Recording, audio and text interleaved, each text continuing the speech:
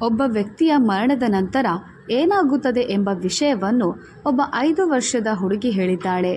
ಹಾಗೆಯೇ ನಮ್ಮ ದೇಶದ ಪ್ರಧಾನಮಂತ್ರಿ ಕೂಡ ಈ ವೈರಲ್ ವಿಷಯ ಕೇಳಿ ಆಶ್ಚರ್ಯಗೊಂಡಿದ್ದರು. ಹಾಗಾದರೆ ತುಂಬ ಆಶ್ಚರ್ಯಕರವಾದ ಮತ್ತು ದಿಗ್ಭ್ರಾಂತಿಕರವಾದ ಆ ಘಟನೆ ಏನೆಂದು ಈಗ ತಿಳಿಯೋಣ. ಸ್ನೇಹಿತರೆ, ಈ ಘಟನೆ ರಾಜಸ್ಥಾನದ ಮಾಧವಪುರ ಎಂಬ ಗ್ರಾಮದಿಂದ ಪ್ರಾರಂಭವಾಗುತ್ತದೆ. ರಾಮು ಎಂಬ ರೈತ ಮಾಧವಪುರ ಗ್ರಾಮದಲ್ಲಿ ವಾಸಿಸುತ್ತಿದ್ದನು. ರಾಮುಗೆ ಒಂದು ಟ್ರ್ಯಾಕ್ಟರ್ ಇತ್ತು. ಅದರಿಂದ ರಾಮು ಯಾವಾಗಲೂ ಹೊಲಗಳನ್ನು ಉಳುತ್ತಿದ್ದರು. ಹಾಗೆಯೇ ತನ್ನ ಸ್ವಂತ ಟ್ರ್ಯಾಕ್ಟರ್ನಿಂದ ಗ್ರಾಮದ ಇತರ ಹೊಲಗದ್ದೆಗಳಲ್ಲಿ ಕೆಲಸ ಮಾಡುತ್ತಿದ್ದರು. ಇದರಿಂದ ಚೆನ್ನಾಗಿ ಸಂಪಾದನೆಯಾಗುತ್ತಿತ್ತು. ರಾಮುವಿನ ಪತ್ನಿ ಸುನೀತಾ ಹೀಗೆ ತಮ್ಮ ಮನೆಯಲ್ಲಿ ಮನೆ ಕೆಲಸ ಮಾಡುತ್ತಾ ತಮ್ಮ 8 ತಿಂಗಳ ಮಗಳನ್ನು ನೋಡಿಕೊಳ್ಳುತ್ತಿದ್ದಳು. ಮಗಳ ಹೆಸರು ಕಾವ್ಯ. ರಾಮು ವ್ಯವಸಾಯ ಮಾಡುತ್ತಾ ತನ್ನ ಪತ್ನಿ ಮತ್ತು ಮಗಳೊಂದಿಗೆ ತುಂಬ ಸಂತೋಷವಾಗಿದ್ದಾನೆ.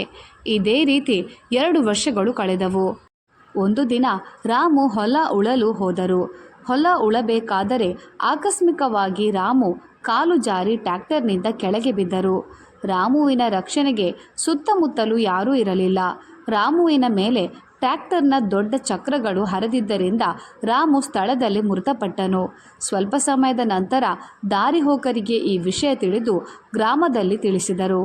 ಆಗ ಗ್ರಾಮಸ್ಥರು ಟ್ರ್ಯಾಕ್ಟರ್ ಕಡೆ ಓಡಿ ಬಂದಿದ್ದರು. ಅಲ್ಲಿನ ದೃಶ್ಯವನ್ನು ನೋಡಿ ಎಲ್ಲರೂ ಶಾಕ್ ಆಗಿದ್ದರು. ಟ್ರ್ಯಾಕ್ಟರ್ನ ಚಕ್ರಕ್ಕೆ ಸಿಲುಕಿ ರಾಮು ಭೀಕರವಾಗಿ ಸಾವನ್ನಪ್ಪಿದ್ದನು.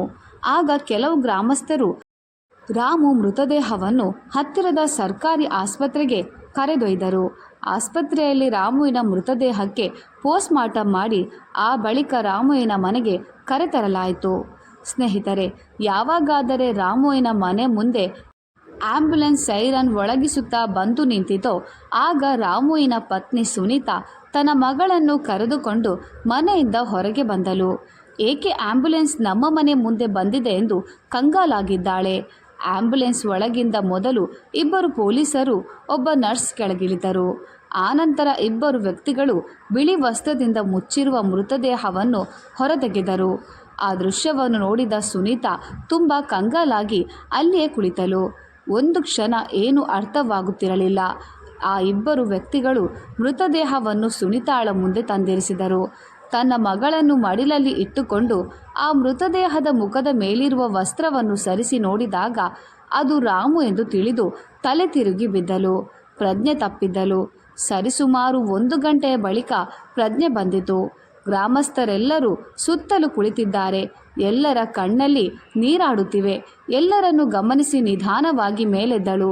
ಸುನೀತಾ ಈಗ ತನ್ನ ಗಂಡ ಲೋಕ ಬಿಟ್ಟು ಹೋಗಿದ್ದಾನೆ ಎಂಬ ಸತ್ಯ ಅರಗಿಸಿಕೊಳ್ಳುವ ಸಮಯ.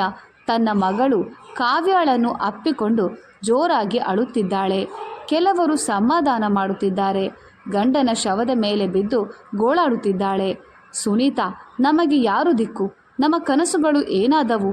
ನಾವು ಮದುವೆಯಾದಾಗ 7 ಜನ್ಮದಲ್ಲೂ ನಿನ್ನ ಕೈ ಬಿಡುವುದಿಲ್ಲ ಎಂದು ಪ್ರಮಾಣ ಮಾಡಿದ್ದೀರಾ. ಎದ್ದೇಳಿ, ಮಾತಾಡಿ, ಏಕೆ ಮೌನವಾಗಿದ್ದೀರಾ ಎಂದು ಗಂಡನ ಎದೆ ಮೇಲೆ ಬಿದ್ದು ಗೋಳಾಡುತ್ತಿದ್ದಾಳೆ. ಇನ್ನು ಗ್ರಾಮಸ್ಥರು ಸುನೀತಾಳಿಗೆ ಸಮಾಧಾನ ಮಾಡಿ ಮುಂದೆ ಮಾಡಬೇಕಾಗಿರುವ ಕಾರ್ಯಗಳನ್ನು ಮಾಡಲು ಮುಂದಾದರು. ಸ್ಮಶಾನಕ್ಕೆ ತೆಗೆದುಕೊಂಡು ಹೋಗಿ ಆಚಾರದ ಪ್ರಕಾರ ಅಂತ್ಯಕ್ರಿಯೆಗಳನ್ನು ನೆರವೇರಿಸಿದರು. ಸ್ನೇಹಿತರೆ, ಈಗ ಸುನೀತಾ ಮತ್ತು ಮಗಳು ಕಾವ್ಯ ಒಬ್ಬಂಟಿಯಾದರು. ಈಗ ಅವರ ಜೀವನಕ್ಕೆ ಯಾವುದೇ ಆಧಾರವಿಲ್ಲ. ಅವರ ಕಷ್ಟ ಸುಖ ಹಂಚಿಕೊಳ್ಳಲು ಮತ್ತು ಹೋಗುಗಳನ್ನು ನೋಡಿಕೊಳ್ಳಲು ಗಂಡು ದಿಕ್ಕು ಇಲ್ಲದಂತೆ ಆಯಿತು. ಸ್ವಲ್ಪ ದಿನಗಳ ಮಟ್ಟಿಗೆ ಅಕ್ಕಪಕ್ಕದ ಮನೆಯವರು ಆಹಾರ ಮತ್ತು ಪಾನೀಯಗಳ ಸಹಾಯ ಮಾಡಿದರು. ಆದರೆ ಬರುಬರುತ್ತಾ ಅವರು ಕೂಡ ಸಹಾಯ ಮಾಡುವುದನ್ನು ನಿಲ್ಲಿಸಿದರು. ಒಂದು ದಿನ ಮಗಳಿಗೆ ತುಂಬ ಹಸಿವಾದ ಕಾರಣ ಮಗಳಿಗೆ ರೊಟ್ಟಿ ಮಾಡಿಕೊಡಲು ಹಿಟ್ಟಿಗೋಸ್ಕರ ಒಂದು ದೊಡ್ಡ ಬಟ್ಟಲನ್ನು ತೆಗೆದುಕೊಂಡು ಪಕ್ಕದ ಮನೆಯವರನ್ನು ಕೇಳಿದಳು. ಸುನೀತಾ ಆಗ ಅವರು, ನೋಡು ಸುನೀತಾ, ಈಗಾಗಲೇ ನಿನ್ನ ಗಂಡ ಸತ್ತು 10 ತಿಂಗಳಾಯಿತು. ಇನ್ನು ಎಷ್ಟು ದಿನ ಅಂತ ಹೀಗೆ ಕೇಳುತ್ತೀಯ? ನಮ್ಮ ಕಷ್ಟ ನಮಗೆ. ನೀನು ಎಲ್ಲಿಯಾದರೂ ಕೆಲಸ ಮಾಡು. ನಿನ್ನ ಮತ್ತು ನಿನ್ನ ಮಗಳ ಹೊಟ್ಟೆ ತುಂಬುತ್ತದೆ ಎಂದು ಹೇಳಿದರು. ಇನ್ನು ಖಾಲಿ ಬಟ್ಟಲಿನೊಂದಿಗೆ ಮನೆಗೆ ಬಂದ ಸುನೀತಾಳ ಬಳಿ ಮಗಳು ಈ ರೀತಿ ಕೇಳಿದಳು. ಏಕಮ್ಮ, ರೊಟ್ಟಿ ಮಾಡಲು ಹಿಟ್ಟು ತರಲಿಲ್ಲವೇ ಎಂದು ಕೇಳಿದಳು. ಆಗ ಸುನೀತಾ, ಇಲ್ಲ ಮಗಳೇ, ಅವರ ಮನೆಯಲ್ಲಿ ಹಿಟ್ಟು ಖಾಲಿಯಾಗಿದೆ ಅಂತೆ ಎಂದಾಗ, ಈಗ ಏನು ಮಾಡುವುದಮ್ಮ?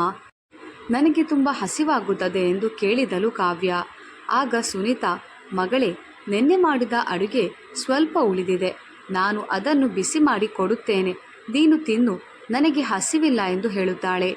ಊಟ ಬಿಸಿ ಮಾಡಿದ ಬಳಿಕ ಕಾವ್ಯಾಳ ಬಲವಂತದ ಮೇರೆಗೆ ತಾಯಿ ಮಗಳಿಬ್ಬರು ಹಂಚಿಕೊಂಡು ಊಟ ಮಾಡಿದರು. ಆನಂತರ ಮಲಗಿದರು. ಆದರೆ ಸುನಿತಾಳಿಗೆ ನಿದ್ದೆ ಬರುತ್ತಿಲ್ಲ. ಈ ದಿನ ಹೇಗೋ ನಿನ್ನೆ ಉಳಿದ ಆಹಾರ ತಿಂದೆವು, ನಾಳೆ ಬೆಳಿಗ್ಗೆ ಏನು ಮಾಡುವುದು? ಮಗಳ ಹೊಟ್ಟೆ ತುಂಬಿಸುವುದಾದರೂ ಹೇಗೆ? ಓ ಭಗವಂತ, ನೀನೇ ಯಾವುದಾದರೂ ದಾರಿ ತೋರಿಸಿ ಎಂದು ಮನದಲ್ಲಿ ಬೇಡಿಕೊಳ್ಳುತ್ತಿದ್ದರು. ತಾಯಿಯ ನೋವನ್ನು ಅರ್ಥ ಮಾಡಿಕೊಂಡ ಕಾವ್ಯ, ಅಮ್ಮ, ನಿನಗೆ ನಿದ್ದೆ ಬರಲಿಲ್ಲವೇ? ನಿನ್ನ ದುಗುಡವೇನೆಂದು ನನಗೆ ಗೊತ್ತು, ಚಿಂತಿಸಬೇಡ ಅಮ್ಮ, ಬೆಳಗ್ಗೆ ಯಾವುದೋ ಒಂದು ರೀತಿಯಲ್ಲಿ ನಮ್ಮ ಹೊಟ್ಟೆ ತುಂಬುತ್ತದೆ, ಈಗ ಮಲಗು ಎನ್ನುತ್ತಾಳೆ. ಮಗಳ ಮಾತುಗಳನ್ನು ಕೇಳಿದ ಸುನೀತಾ, ಕಾವ್ಯ, ಅದು ಹೇಗೆ ಸಾಧ್ಯ? ಎಲ್ಲಿಂದ ಬರುತ್ತದೆ? ನಮಗೆ ಯಾರು ಸಹಾಯ ಮಾಡುತ್ತಾರೆ ಎನ್ನುತ್ತಾಳೆ. ಆಗ ಕಾವ್ಯ ಮಾತಾಡುತ್ತಾ, ಅಮ್ಮ, ಆ ಭಗವಂತ ನಮ್ಮನ್ನು ಇನ್ನೂ ಜೀವಂತವಾಗಿರಿಸಿದ್ದಾನಲ್ಲವೇ? ಹಾಗಿದ್ದಾಗ ಜೀವಿಸಲು ಅವಶ್ಯಕರವಾಗಿರುವ ಆಹಾರವನ್ನು ಯಾವುದೋ ಒಂದು ರೀತಿಯಲ್ಲಿ ಒದಗಿಸುತ್ತಾನೆ. ಅದಕ್ಕಾಗಿ ನಾವು ಹೆಚ್ಚಿಗೆ ಚಿಂತಿಸುವ ಅಗತ್ಯವಿಲ್ಲ ಎಂದು ಹೇಳುತ್ತಾಳೆ. ಪುಟ್ಟ ಮಗಳ ಬಾಯಲ್ಲಿ ಇಂತಹ ಮಾತುಗಳನ್ನು ಕೇಳಿ ಸುನೀತಾ ಆಶ್ಚರ್ಯಗೊಂಡಿದ್ದಳು. ಹಾಗೆಯೇ ಮಗಳು ಮಾತು ಮುಂದುವರಿಸುತ್ತಾ, ಅಮ್ಮ, ನಿನಗೆ ಅಭ್ಯಂತರವಿಲ್ಲದಿದ್ದರೆ ನಾನೊಂದು ವಿಷಯ ಕೇಳುತ್ತೇನೆ. ಅಮ್ಮ, ನನ್ನ ಅಪ್ಪ ಎಲ್ಲಿ? ಅಪ್ಪನ ಬಗ್ಗೆ ನನಗೆ ಏಕೆ ಏನನ್ನೂ ಹೇಳಲಿಲ್ಲ ಎಂದಳು. ಕಾವ್ಯ ಈ ಪ್ರಶ್ನೆ ಕೇಳಿದ ತಕ್ಷಣ ಸುನೀತಾಳ ಕಣ್ಣಲ್ಲಿ ನೀರಾಡಿದವು. ಆಕೆ ತನ್ನ ಗಂಡನನ್ನು ನೆನಪು ಮಾಡಿಕೊಂಡು ಮೌನವಾದಳು. ಸ್ವಲ್ಪ ಸಮಯದ ನಂತರ ವಾಸ್ತವಕ್ಕೆ ಬಂದ ಸುನೀತಾ, ಮಗಳೇ, ನಿನಗೆ 2.5 ವರ್ಷವಿದ್ದಾಗ ಒಂದು ಆಕಸ್ಮಿಕ ದುರಂತದ ಕಾರಣ ನಮ್ಮನ್ನು ಮತ್ತು ಈ ಲೋಕವನ್ನು ಬಿಟ್ಟು ಹೋದರು ನಿನ್ನಪ್ಪ ಎಂದು ದುಃಖಿಸುತ್ತಾ ಹೇಳಿದಳು. ಆಗ ಕಾವ್ಯ, ಅಮ್ಮ, ಬಿಟ್ಟು ಹೋಗುವುದೆಂದರೇನು? ಈಗ ಅಪ್ಪ ಬೇರೆ ಲೋಕದಲ್ಲಿ ವಾಸಿಸುತ್ತಿದ್ದಾರಾ ಎಂದು ಕೇಳಿದಳು. ಆಗ ಸುನೀತಾ ಮಾತನಾಡುತ್ತಾ, ಮಗಳೇ, ನೀನಿನ್ನೂ ಚಿಕ್ಕವಳು, ಅದೆಲ್ಲ ನಿನಗೆ ಅರ್ಥವಾಗುವುದಿಲ್ಲ. ಅಪ್ಪ ಈಗ ದೇವರ ಬಳಿ ಹೋಗಿದ್ದಾರೆ ಎಂದು ಹೇಳಿದಳು. ಆಗ ಕಾವ್ಯ, ಅಮ್ಮ, ಇದು ಒಳ್ಳೆಯ ವಿಷಯವಲ್ಲವೇ ಎಂದು ಹೇಳಿದಳು. ಮಗಳ ಬಾಯಲ್ಲಿ ಈ ಮಾತು ಕೇಳಿ ಸುನೀತಾ ಆಶ್ಚರ್ಯಗೊಂಡು, ಕಾವ್ಯ, ಏನಾಗಿದೆ ನಿನಗೆ? ಅಪ್ಪನ ಬಗ್ಗೆ ನೀನು ಏನು ಮಾತನಾಡುತ್ತಿದ್ದೀಯಾ ಎಂದು ನಿನಗೆ ಅರಿವಿದೆಯಾ? ಅವರು ಸತ್ತು ಹೋದರೆ ನಿನಗೆ ಒಳ್ಳೆಯ ವಿಷಯವೇ ಎಂದು ಕೇಳಿದಳು. ಆಗ ಕಾವ್ಯ, ಅಮ್ಮ, ಸಾಯುವುದು ತಪ್ಪಲ್ಲ, ನಾವು ಕೂಡ ಯಾವತ್ತಾದರೂ ಒಂದು ದಿನ ಸಾಯಬೇಕಲ್ಲವೇ? ಈ ಭೂಮಿಯ ಮೇಲೆ ಜನ್ಮ ತಾಳಿದ ಪ್ರತಿ ಜೀವಿ ಕೂಡ ಯಾವುದೋ ಒಂದು ದಿನ ಸಾಯಲೇಬೇಕು. ಆದ್ದರಿಂದ ಇದು ಹೇಗೆ ತಪ್ಪಾಗುತ್ತದೆ? ದೇವರ ಬಳಿ ಹೋದ ಬಳಿಕ ವ್ಯಕ್ತಿಗೆ ಯಾವುದೇ ಬಾಧೆ ಇರುವುದಿಲ್ಲ. ಅಲ್ಲಿ ತುಂಬ ಸುಂದರವಾದ ಸ್ಥಳವಿದೆ, ಸುತ್ತಲೂ ಹೂಗಿಡಗಳಿವೆ, ಹತ್ತಿರದಲ್ಲಿ ಕಾಣುವ ದೊಡ್ಡ ದೊಡ್ಡ ಮೇಘಗಳಿವೆ, ಅಲ್ಲಿ ಒಂದು ದೊಡ್ಡ ದ್ವಾರ ಬಾಗಿಲಿದೆ ಎಂದು ಹೇಳಿದಳು. ಮಗಳ ಈ ರೀತಿ ಹೇಳುತ್ತಿದ್ದರೆ ಸುನೀತಾ ಶಾಕ್ ಆಗಿದ್ದಾಳೆ. ಕಾವ್ಯ, ಸಾಕು ಸಾಕು ನಿನ್ನ ಹುಚ್ಚು ಮಾತುಗಳು, ಮೊದಲು ನೀನು ಮಲಗು ಎಂದು ಗದರಿಸಿದಳು. ಆ ಬಳಿಕ ಸುನೀತಾ ಕೂಡ ನಿದ್ದೆಗೆ ಜಾರಿದಳು. ಇನ್ನು ಬೆಳಕಾದ ಬಳಿಕ ಸುನೀತಾ ಕೆಲಸ ಹರಸುತ್ತಾ ತನ್ನ ಗ್ರಾಮದ ಒಬ್ಬ ಸೇಠ್ ಬಳಿ ಹೋಗುತ್ತಾಳೆ. ಅವರ ಬಳಿ ತನ್ನ ಕಷ್ಟವನ್ನು ಹೇಳಿಕೊಂಡು ಸಹಾಯ ಕೇಳುತ್ತಾಳೆ. ಈಗಾಗಲೇ ಅವರ ಕಷ್ಟ ತಿಳಿದಿದ್ದ ಸೇಠ್ ಅವರ ಕಷ್ಟಕ್ಕೆ ಮುರುಗಿ ತನ್ನ ಅಂಗಡಿಯಲ್ಲಿ ಕೆಲಸ ಮಾಡುವಂತೆ ಹೇಳಿ ಪ್ರತಿ ತಿಂಗಳು ನಿನಗೆ ಸಂಬಳ ಕೊಡುವುದಾಗಿ ಹೇಳುತ್ತಾರೆ. ಆಗ ಸುನೀತಾ ಅವರಿಗೆ ಕೃತಜ್ಞತೆಗಳನ್ನು ತಿಳಿಸಿ, ಈ ದಿನ ತನ್ನ ಮಗಳು ತುಂಬ ಹಸಿವಿನಿಂದ ಇದ್ದಾಳೆ, ಅವಳಿಗಾಗಿ ಸ್ವಲ್ಪ ಅಕ್ಕಿ ಬೇಳೆಯನ್ನು ಸಾಲವಾಗಿ ಕೊಡಿ, ಅವಳಿಗೆ ಅಡುಗೆ ಮಾಡಿಕೊಟ್ಟು ಆನಂತರ ಬಂದು ಕೆಲಸ ಮಾಡುತ್ತೇನೆಂದು ಹೇಳಿ ಅವರು ಕೊಟ್ಟ ದವಸ ಧಾನ್ಯ ತೆಗೆದುಕೊಂಡು ಹೋಗಿ ಮಗಳಿಗೆ ಅಡುಗೆ ಮಾಡಿ ಬಡಿಸುತ್ತಾಳೆ. ಊಟ ಮಾಡುತ್ತಾ ಕಾವ್ಯಾಳ ನಗುಮುಖವನ್ನು ನೋಡಿದಳು ಸುನೀತಾ. ಆ ಹಿಂದಿನ ರಾತ್ರಿ ಮಗಳು ಹೇಳಿದ ವಿಷಯ ನೆನಪಾಯಿತು. ಸುನೀತಾಳ ಮನದಲ್ಲಿ ತನ್ನ ಮಗಳು ಸಾಮಾನ್ಯಳಲ್ಲ, ಆಕೆಯಲ್ಲಿ ಏನೋ ತಿಳಿಯದ ರಹಸ್ಯವಿದೆ ಎಂದುಕೊಂಡಳು. ಸ್ನೇಹಿತರೆ, ಇದೇ ರೀತಿಯಾಗಿ ದಿನಗಳು ಉರುಳುತ್ತಿವೆ. ಸುನೀತಾ ಕೆಲಸ ಮಾಡುತ್ತಿದ್ದಾಳೆ, ತಾಯಿ ಮಗಳಿಬ್ಬರು ಸಂತೋಷವಾಗಿ ಕಳೆಯುತ್ತಿದ್ದಾರೆ. ಒಂದು ದಿನ ಸುನೀತಾ ಮತ್ತು ಮಗಳಿಬ್ಬರು ಊರಿನ ಸಮೀಪದ ದೇವಾಲಯದ ಬಳಿ ಒಂದು ಕಲ್ಲಿನ ಮೇಲೆ ಕುಳಿತಿದ್ದರು. ಅಲ್ಲಿ ಊರಿನ ಇನ್ನು ಕೆಲವರು ಕುಳಿತಿದ್ದರು. ಈ ತಾಯಿ ಮಗಳನ್ನು ನೋಡಿ, ಛೆ ಪಾಪ, ಹೀಗಾಗಬಾರದಿತ್ತು ಎಂದು ಕನಿಕರದಿಂದ ಮಾತನಾಡುತ್ತಿದ್ದರು. ಅದನ್ನು ಕೇಳಿಸಿಕೊಂಡ ಕಾವ್ಯ, ಇದೇನು ಹೀಗೆ ಮಾತನಾಡುತ್ತಿದ್ದೀರಾ? ಏಕೆ ಕನಿಕರ ತೋರಿಸುತ್ತಿದ್ದೀರಾ? ಏಕೆ ಆ ರೀತಿ ನಡೆಯಬಾರದು? ಏನು ನಡೆದರೂ ಕೂಡ ಅದೆಲ್ಲ ನಮ್ಮ ಒಳ್ಳೆಯದಕ್ಕೆ, ಎಲ್ಲವೂ ದೈವ ನಿರ್ಣಯ ಎಂದು ಹೇಳಿದಳು. ಆಗ ಅಲ್ಲಿ ಕುಳಿತಿದ್ದವರಲ್ಲಿ ಒಬ್ಬ ವ್ಯಕ್ತಿ ನಗುತ್ತಾ ಸುನಿತಾಳನ್ನು ಕುರಿತು, ಯಾರೋ ಈ ಹುಡುಗಿ ಇಂತಹ ಮಾತುಗಳನ್ನು ಮಾತನಾಡುತ್ತಿದ್ದಾಳೆ ಎಂದು ಕೇಳಿದರು. ಆಗ ಕಾವ್ಯ, ಇಲ್ಲ, ನಾನು ತಪ್ಪು ಮಾತನಾಡಲಿಲ್ಲ. ನೀವೇ ಹೇಳಿ, ಮನುಷ್ಯ ಸಾಯುವುದು ತಪ್ಪು ಏಕೆ ಆಗುತ್ತದೆ? ಮರಣವೆನ್ನುವುದು ಮನುಷ್ಯನಿಗೆ ಮೋಕ್ಷ ದ್ವಾರವಿದ್ದ ಹಾಗೆ. ಪ್ರತಿ ಮನುಷ್ಯನೂ ಕೂಡ ಇದೇ ದ್ವಾರದ ಮೂಲಕ ಹೋಗಬೇಕೆಂದು ನಿಮಗೆ ಗೊತ್ತಿಲ್ಲವೇ? ಹೀಗಿದ್ದಾಗ ನೀವೇಕೆ ದುಃಖ ಪಡುತ್ತೀರಾ ಎಂದು ಕೇಳಿದಳು. ಕಾವ್ಯಾಳ ಮಾತುಗಳನ್ನು ಕೇಳಿ ಅಲ್ಲಿದ್ದವರೆಲ್ಲರೂ ಆಶ್ಚರ್ಯಗೊಂಡಿದ್ದರು. ಕಾವ್ಯ ಮಾತು ಮುಂದುವರಿಸುತ್ತಾ, ಮರಣ ಹೊಂದಿದವರು ಎಲ್ಲಿಗೆ ಹೋಗುತ್ತಾರೆಂದು ನಿಮಗೆ ಗೊತ್ತಾ? ನನಗೆ ಗೊತ್ತು, ನನಗೆ ಮಾತ್ರ ಗೊತ್ತು. ಅಲ್ಲಿ ತುಂಬ ಪ್ರಶಾಂತವಾದ ವಾತಾವರಣ, ಹೂಮಳೆಯಾಗುತ್ತದೆ, ಸುತ್ತಲೂ ಕೈಗೆಟುವ ಮೋಡಗಳು. ಹಾಗಿದ್ದಾಗ ಮರಣದ ನಂತರ ದುಃಖ ಎಲ್ಲಿ ಲಭಿಸುತ್ತದೆ ಎಂದು ಕೇಳಿದಳು. ಈಗ ಸುನಿತಾ ಕೂಡ ತನ್ನ ಮಗಳ ಮಾತುಗಳನ್ನು ಕೇಳಿ ಆಶ್ಚರ್ಯಗೊಂಡಿದ್ದಾಳೆ. ಆಕೆ ಮನದಲ್ಲಿ, ಯಾವುದೇನೇ ಆಗಲಿ ನನ್ನ ಮಗಳು ಸರ್ವೇ ಸಾಧಾರಣ ಮನುಷ್ಯರಲ್ಲ ಎಂದುಕೊಂಡಳು. ಇಷ್ಟರಲ್ಲಿ ರಾತ್ರಿ ಆಯಿತು. ಅವರವರ ಮನೆಗಳಿಗೆ ತೆರಳಿದರು. ತಾಯಿ ಮಗಳಿಬ್ಬರು ಅಡಿಗೆ ರೆಡಿ ಮಾಡಿ ಊಟಕ್ಕೆ ಕುಳಿತಿದ್ದಾರೆ. ಸುನಿತಾ ಈ ದಿನ ಮಗಳ ಮನದಲ್ಲಿ ಏನಿದೆ ಎಂದು, ಏಕೆ ಈ ರೀತಿ ಮಾತನಾಡುತ್ತಾಳೆ ಎಂದು ತಿಳಿಯಬೇಕು ಎಂದುಕೊಳ್ಳುತ್ತಾಳೆ. ಊಟ ಮುಗಿಸಿ ಮಲಗಿದ ನಂತರ ಸುನೀತಾ ಇದ್ದಕ್ಕಿದ್ದ ಹಾಗೆ ಅಳಲು ಶುರು ಮಾಡಿದಳು. ಆಗ ಕಾವ್ಯ ತಾಯಿಯ ಅಳಲಿಗೆ ಕಾರಣವೇನೆಂದು ಕೇಳಿದಳು. ಆಗ ಸುನೀತಾ ಮಗಳನ್ನು ಕುರಿತು, ಮಗಳೇ, ನನಗೆ ನಿನ್ನಪ್ಪ ನೆನಪಾಗುತ್ತಿದ್ದಾರೆ.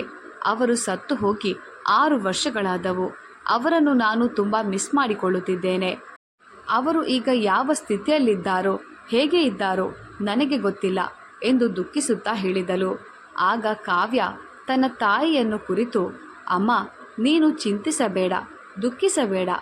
ಅಪ್ಪ ಅಲ್ಲಿ ತುಂಬ ಚೆನ್ನಾಗಿದ್ದಾರೆ. ಬಿಳಿ ವಸ್ತ್ರಗಳನ್ನು ಧರಿಸಿದ್ದಾರೆ. ಒಳ್ಳೆಯ ಮೃಷ್ಟಾನ್ಯ ಭೋಜನ ಸವಿಯುತ್ತಾರೆ. ಅವರು ಸ್ವರ್ಗದಲ್ಲಿದ್ದಾರೆ ಎಂದು ಹೇಳುತ್ತಾಳೆ. ಆಗ ಸುನೀತಾ ಮಗಳನ್ನು ಗದರಿಸುತ್ತಾ, ಸಾಕು, ಬಾಯಿ ಮುಚ್ಚು, ಸುಳ್ಳು ಹೇಳಬೇಡ, ನಿನಗೆ ಹುಚ್ಚು ಹಿಡಿದಿದೆ, ಏನೇನೋ ಮಾತನಾಡುತ್ತಿದ್ದೀಯಾ ಎಂದು ಗದರುತ್ತಾಳೆ.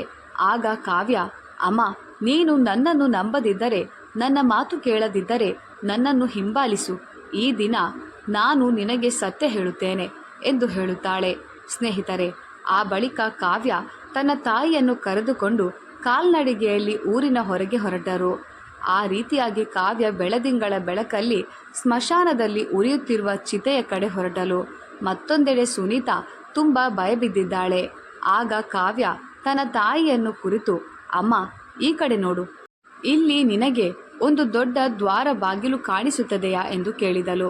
ಸುನೀತಾ ಸುತ್ತಲೂ ನೋಡಿದಳು, ಆದರೆ ಆಕೆಗೆ ಯಾವುದೇ ದ್ವಾರ ಕಾಣಿಸಲಿಲ್ಲ. ನನಗೆ ಯಾವುದು ಕಾಣಿಸುತ್ತಿಲ್ಲ ಎಂದು ಮಗಳಿಗೆ ಹೇಳಿದಳು. ಆಗ ಕಾವ್ಯ, ಅಮ್ಮ, ನಿಜ ಹೇಳಬೇಕೆಂದರೆ ಇಲ್ಲಿ ಯಾವುದೇ ದ್ವಾರ ಬಾಗಿಲಿಲ್ಲ. ಈ ಸ್ಮಶಾನವೆನ್ನುವುದು ಮನುಷ್ಯನ ಮೋಕ್ಷಕ್ಕೆ ಅತಿ ದೊಡ್ಡ ದ್ವಾರ. ಯಾವುದೋ ಒಂದು ದಿನ ಪ್ರತಿಯೊಬ್ಬರೂ ಕೂಡ ಈ ದ್ವಾರದ ಮೂಲಕವೇ ಹೋಗಬೇಕು. ಅಮ್ಮ, ಮಾನವನ ಮರಣದ ನಂತರ ಆತನ ಆತ್ಮ ಎಂದಿಗೂ ಮರಣ ಹೊಂದುವುದಿಲ್ಲ. ಆತ್ಮಕ್ಕೆ ಮರಣವಿಲ್ಲ. ಆತನ ಆತ್ಮ ದೇವರ ಬಳಿ ಹೋಗುತ್ತದೆ. ಆ ಆತ್ಮ ಪುಣ್ಯಾತ್ಮವಾದರೆ ಆ ಆತ್ಮವನ್ನು ಒಂದು ದೊಡ್ಡ ಬಂಗಾರ ದ್ವಾರದ ಮೂಲಕ ಒಳಗೆ ಸ್ವಾಗತಿಸಲಾಗುತ್ತದೆ. ಆ ಬಳಿಕ ಆತನ ಮೇಲೆ ಪುಷ್ಪಗಳ ಸುರಿಮಳೆಗೈಯುತ್ತಾರೆ. ಆ ಬಳಿಕ ಅಪ್ಸರೆಯರು ಆತನ ಪಾದ ತೊಳೆದು ಬಿಳಿ ವಸ್ತ್ರ ಧರಿಸಿ ಅವರನ್ನು ಎಂತಹ ಸ್ಥಳಕ್ಕೆ ಕರೆದೊಯ್ಯುತ್ತಾರೆಂದರೆ, ಅಲ್ಲಿ ಪರಿಮಳ ಸೂಸುವ ದೊಡ್ಡ ದೊಡ್ಡ ಹೂಗಿಡಗಳಿರುತ್ತವೆ. ನೀಲಿ ನದಿಗಳು ಹರಿಯುತ್ತಿರುತ್ತವೆ. ದೊಡ್ಡ ದೊಡ್ಡ ಮೇಘಗಳು ಕೈಗೆ ತಾಗುತ್ತಿದ್ದು ತಣ್ಣನೆಯ ಮತ್ತು ಪ್ರಶಾಂತವಾದ ವಾತಾವರಣವಿರುತ್ತದೆ. ಅದನ್ನು ಸ್ವರ್ಗ ಎನ್ನುತ್ತಾರೆ.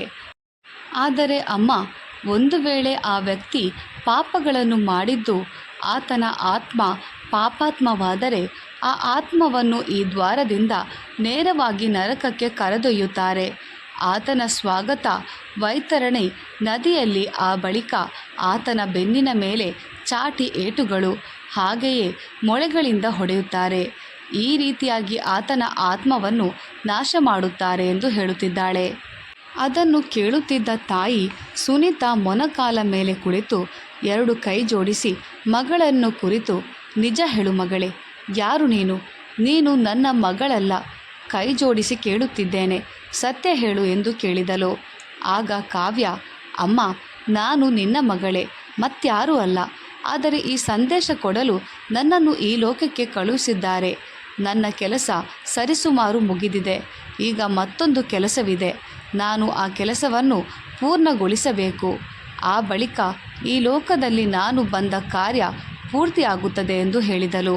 ಸ್ನೇಹಿತರೆ, ಆಗ ತಾಯಿ ಸುನೀತಾ, ಆ ಕೆಲಸವೇನೆಂದು ನನಗೆ ಹೇಳು ಎಂದಾಗ, ಈಗ ಪ್ರಸ್ತುತ ನನಗೆ ನಿದ್ದೆ ಬರುತ್ತಿದೆ, ಮನೆಗೆ ಹೋಗೋಣ, ನಾಳೆ ನಿಧಾನವಾಗಿ ಹೇಳುತ್ತೇನೆ ಎಂದು ಹೇಳುತ್ತಾಳೆ. ಕಾವ್ಯ ಆ ಬಳಿಕ ತಾಯಿ ಮಗಳಿಬ್ಬರು ಮನೆಗೆ ಬಂದು ಮಲಗುತ್ತಾರೆ. ಮಾರನೇ ದಿನ ಬೆಳಕಾಗುತ್ತಿದ್ದ ಹಾಗೆ ಕಾವ್ಯ ತನ್ನ ತಾಯಿ ಸುನೀತಾಳೊಂದಿಗೆ ಮಾತನಾಡುತ್ತಾ, ಅಮ್ಮ, ಈ ದಿನ ನನ್ನ 2ನೇ ಕಾರ್ಯ ಪೂರ್ತಿ ಮಾಡಲಿದ್ದೇನೆ. ಅಮ್ಮ, 5,000 ವರ್ಷಗಳಿಂದ ಈ ಗ್ರಾಮದ ನದಿಯ ಬಳಿ ಮಣ್ಣಿನಲ್ಲಿ ಒಂದು ಬಂಗಾರು ತಲವಾರು, ಅಂದರೆ ಚಿನ್ನದ ಕತ್ತಿ ಮುಚ್ಚಿಡಲಾಗಿದೆ. ಈ ದಿನ ನಾನು ಆ ಕತ್ತಿಯನ್ನು ಹೊರತೆಗೆದು ಈ ಗ್ರಾಮದ ದೇವಾಲಯದಲ್ಲಿ ಇರಿಸುತ್ತೇನೆ. ಹಾಗೆಯೇ ಇದೇ ನನ್ನ ಕೊನೆಯ ಕಾರ್ಯ. ಅದನ್ನು ಪೂರ್ತಿ ಮಾಡಿದ ಬಳಿಕ ಈ ಗ್ರಾಮದಲ್ಲಿ ಸಂಪತ್ತಿಗೆ ಮತ್ತು ಧನ ಧಾನ್ಯಗಳಿಗೆ ಯಾವುದೇ ರೀತಿಯ ಕೊರತೆ ಇರುವುದಿಲ್ಲ. ಈ ಗ್ರಾಮದಲ್ಲಿ ಸದಾಕಾಲ ಸಂತೋಷ ತುಂಬಿ ತುಳುಕಾಡುತ್ತದೆ ಎಂದು ಹೇಳಿದಳು. ಸ್ನೇಹಿತರೆ, ಆನಂತರ ಕಾವ್ಯ ತನ್ನ ಮನೆಯಿಂದ ಚಪ್ಪಲಿ ಇಲ್ಲದೆ ಕಾಲ್ನಡಿಗೆಯಲ್ಲಿ ಹೊರಟಳು. ತಾಯಿ ಸುನೀತಾ ಮಗಳನ್ನು ಹಿಂಬಾಲಿಸುತ್ತಿದ್ದಾಳೆ. ಆ ಇಬ್ಬರನ್ನು ನೋಡಿ ಉಳಿದ ಗ್ರಾಮಸ್ಥರು ಹಿಂಬಾಲಿಸುತ್ತಿದ್ದರು. ಬಾಯಿಂದ ಬಾಯಿಗೆ ವಿಷಯ ಹರಡಿ ಇಡೀ ಗ್ರಾಮಸ್ಥರೆಲ್ಲರೂ ಗುಂಪುಗೂಡಿದರು. ನದಿಯ ಬಳಿ ಕಾವ್ಯ ತನ್ನ 2 ಕೈಗಳಿಂದ ಮಣ್ಣನ್ನು ಅಗೆಯಲು ಶುರು ಮಾಡಿದಳು. ಕೇವಲ 5 ನಿಮಿಷಗಳಿಗೆ ತುಂಬ ಆಳವಾದ ಗುಂಡಿ ಅಗೆದಿದ್ದಳು. ಸುಮಾರು 1 ಗಂಟೆಯ ಬಳಿಕ ಕಾವ್ಯ ಅಗೆದ ಆ ಪ್ರದೇಶದಲ್ಲಿ ಒಂದು ಬಂಗಾರು ಕತ್ತಿ ಕಾಣಿಸಿತು. ಆಕೆ ಆ ಕತ್ತಿಯನ್ನು ಹೊರತೆಗೆದು ತನ್ನ ಕೈಯಲ್ಲಿ ಹಿಡಿದುಕೊಂಡಳು. ಇಡೀ ಗ್ರಾಮಸ್ಥರೆಲ್ಲರೂ ಕಾವ್ಯಳನ್ನು ತುಂಬ ಆಶ್ಚರ್ಯದಿಂದ ನೋಡುತ್ತಿದ್ದರು. ಆ ಬಳಿಕ ಕಾವ್ಯ ಆ ಕತ್ತಿಯನ್ನು ಗ್ರಾಮದ ದುರ್ಗಾಮಾತಾ ಆಲಯದಲ್ಲಿ ಇರಿಸಿದಳು. ನಂತರ ಗ್ರಾಮಸ್ಥರ ಮುಂದೆ ಕಾವ್ಯ ತನ್ನ ತಾಯಿ ಸುನೀತಾಳ ಜೊತೆ ಮಾತನಾಡುತ್ತಾ, ಅಮ್ಮ, ಈ ದಿನಕ್ಕೆ ನನ್ನ ಕಾರ್ಯ ಪೂರ್ತಿಯಾಯಿತು. ಯಾವ ಉದ್ದೇಶದಿಂದ ಈ ಭೂಮಿ ಮೇಲೆ ನನ್ನ ಜನ್ಮವಾಗಿತ್ತೋ ಆ ಉದ್ದೇಶ ಈ ದಿನ ವಿಜಯಶಾಲಿಯಾಗಿದೆ ಎಂದು ಹೇಳಿದಳು. ಮರುಕ್ಷಣ ಕಾವ್ಯ ಮೂರ್ಛೆ ಹೋದಳು. ಎಲ್ಲರೂ ಸುತ್ತುವರೆದರು. ಕೆಲವರು ಪರೀಕ್ಷಿಸಿದರು, ಕೆಲವರು ನೀರು ಚಿಮುಕಿಸಿದರು. ಆದರೆ ಕಾವ್ಯಾಳಿಗೆ ಪ್ರಜ್ಞೆ ಬರಲಿಲ್ಲ. ಸುನೀತಾ ಕಾವ್ಯಾಳನ್ನು ತನ್ನ ಎದೆಗೆ ಅಪ್ಪಿಕೊಂಡಾಗ ಕಾವ್ಯಾಳ ಹೃದಯ ಬಡಿತ ನಿಂತು ಹೋಗಿದೆ ಎಂದು ಸುನೀತಾಳ ಗಮನಕ್ಕೆ ಬಂದಿತು. ಕಾವ್ಯ ಈ ಲೋಕ ತ್ಯಜಿಸಿದ್ದಾಳೆ ಎಂದು ಸುನೀತಾ ಅರ್ಥೈಸಿಕೊಂಡಳು. ಸ್ನೇಹಿತರೆ, ಇಲ್ಲಿಗೆ ಈ ಕತೆ ಮುಕ್ತಾಯವಾಗುತ್ತದೆ. ಆದರೆ ಈಗ ಕೆಲವರು ಈ ಕಥೆಯನ್ನು ಕಾಲ್ಪನಿಕ ಕತೆ ಎಂದು ಕಮೆಂಟ್ ಮಾಡುತ್ತಾರೆ. ಆದರೆ ಈ ಕತೆ ಸುಮಾರು 175 ವರ್ಷಗಳ ಹಳೆಯದು. ಈ ಸತ್ಯ ಘಟನೆ ರಾಜಸ್ಥಾನದಲ್ಲಿನ ಸಭಾಯಿ ಮಾಧವಪುರ ಜಿಲ್ಲೆಯಲ್ಲಿ ನಡೆದಿದೆ. ಆ ಗ್ರಾಮದ ದೇವಾಲಯದಲ್ಲಿ ಈ ಘಟನೆಯ ಸಂಪೂರ್ಣ ಆಧಾರಗಳು ಲಭ್ಯವಿದೆ. ಹಾಗೆಯೇ ಆ ಗ್ರಾಮದ ಹಿರಿಯರು ಕೂಡ ಈ ಘಟನೆಯ ಬಗ್ಗೆ ಹೇಳುತ್ತಿರುತ್ತಾರೆ. ಸ್ನೇಹಿತರೆ, ಇನ್ನು ಈ ವಿಡಿಯೋದ ಬಗ್ಗೆ ನಿಮ್ಮ ಅಭಿಪ್ರಾಯವೇನು ತಿಳಿಸಿ. ವಿಡಿಯೋ ಇಷ್ಟವಾದರೆ ಲೈಕ್ ಮಾಡಿ. ಧನ್ಯವಾದಗಳು.